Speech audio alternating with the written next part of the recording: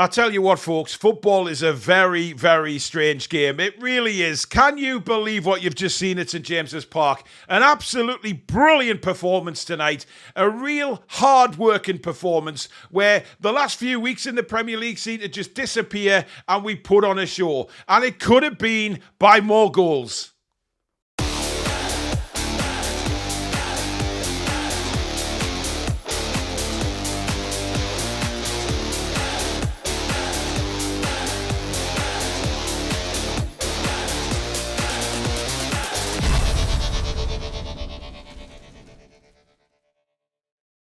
Hi everybody, welcome back to the Toon Review and myself, Paul. This is your match reaction. Thank you so much for watching. And like I said in the intro, football can be a very funny game at times. Everybody, including myself, expecting us to lose today. Not because, it's anything nasty towards Newcastle. I was basically predicting it on the way we've been playing in the last few weeks in the Premier League. And everybody would probably agree with that. We haven't been playing well. And yes, there was comments on the Matchday Live show about, it was under the lights again and it was a big team in Man City. Let's forget that for now. Let's just enjoy what was a brilliant performance. And not look on, we'll look ahead to the away games and let's see if we perform then. We can talk about them another day when they're coming up. We'll do them in match previews, etc. It's all about today. And the fact is, we have beaten Manchester City, who are flying right now in the Premier League and have seemed to have regained some kind of championship form. But we competed with them tonight, man for man. We really did. And we could have beaten them by more goals. Donnarumma had to make some absolutely fantastic saves for them. Yes, Nick Pope made one or two for us, but at the same time, that could have been a bigger margin tonight. And it doesn't matter about possession. Possession, you can sod off with because it's what you do with the ball that counts more than ever. It's what you do when you have the ball. And Man City could not break us down, especially in that second half. We just shut the door. And the shots that came in were high and wide and all over the place. And our defending was magnificent. Absolutely magnificent again. Malik Chow, I still can't believe that we got this guy for the money that we did. He is sensational. And I think everybody was quite surprised to see Fabian Schär back in the lineup. But I tell you what, hats off Eddie. Great decision because he was sensational. He kept Haaland in his pocket the whole night. And you can always tell when Erling Haaland is frustrated because he doesn't get his own way and he keeps bitching to the referee constantly through the game. But you look, whenever that ball came to Haaland, Schär was right on him. And when Schär wasn't there to deal with Haaland, Chow certainly was. And they just could not break them two down. And Man City, yes, great chance for Haaland early doors when he was played in. But look, I said it during commentary, I think you have to praise Nick Pope there. Because Nick Pope doesn't give Erling Haaland a second to think about what he's going to do. I don't think Haaland expected Pope to be where he was, but he came out to close him down, made him make a quick decision. He tries to flick it over him. It goes wide. And then he gets one more opportunity where he flicks it at the near post and it hits Nick Pope in the midriff and clears. Hey, he's a goalkeeper. He's there to stop the ball. Doesn't matter whether it's hands, feet, stomach, whatever. But at the other end, my God, we had some amazing opportunities, most of them to Nick Voltemade, who was a lot more involved in the game today. And I'll come to that in a minute as to why I think he was more involved. But anyway, the first one, a brilliant header, couldn't do any more. And Donnarumma made a sensational save down to his right-hand side. And come on, that is why Donnarumma is a world-class goalkeeper. A brilliant save. He gets played in again by Harvey Barnes. And I don't think he hits it perfectly, and that allows Donnarumma to get down and make a save with his right hand and push it away. But the chances were there for us today. And Harvey Barnes should have had 2 goals as well in that first half. The first one comes to him very, very early in the game. He tries to bend it round Donnarumma. He's under no pressure at all. He fluffs his shot. And then, of course, the one where Murphy flashes it across the goal. He puts it wide on his left foot. Whether that would have been offside or not, we're not quite sure about. But who cares? But one thing you have to say about Harvey Barnes is he did not put his head down after those chances went begging. He continued to work hard. He was part of the team. He was helping out defensively as well. And he gets his reward in the second half. The first goal, brilliant work from the captain, Bruno, pushing us forward, lays it off to Barnes. And that is a fantastic finish, by the way. Given his misses in the first half, he completely forgets about that and puts a beautiful shot in the bottom corner. And, deservedly so, we go 1-0 up. Because, like I say, possession means absolutely bot all if you don't do anything with the ball. Simple as. And you can have shots high and wide, you can keep possession in the final third, whatever you want to do. But if you don't do anything with that ball at the time, then I'm sorry, you're not going to get anywhere. Simple as that. But one thing we needed to do was just keep our concentration for 5-10 minutes and make sure that we didn't allow City back into the game. And we do.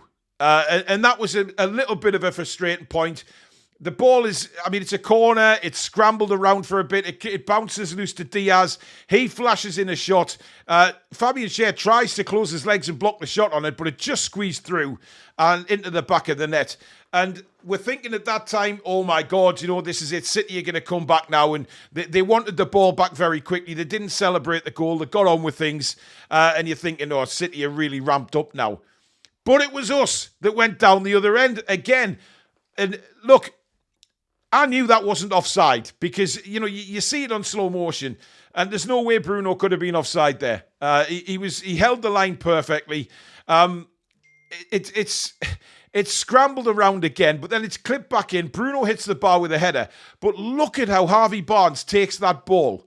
It's slightly behind him when it comes back off the crossbar and he uses the back of his sort of back right of his foot to flick the ball back to give him an opportunity to put the ball in the top of the net. It was an incredible piece of calm composure from Harvey Barnes. And, he didn't lash at it. Many times that you see a player get that ball in that situation, they take a wild swing at it. And then it sort of just goes miles over the bar or whatever.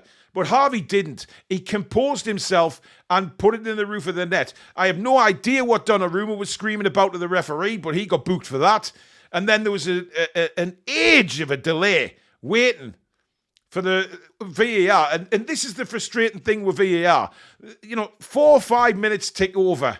And then finally they give the goal, which coincidentally was a goal. You saw the replays later on of the VAR check and Bruno was onside.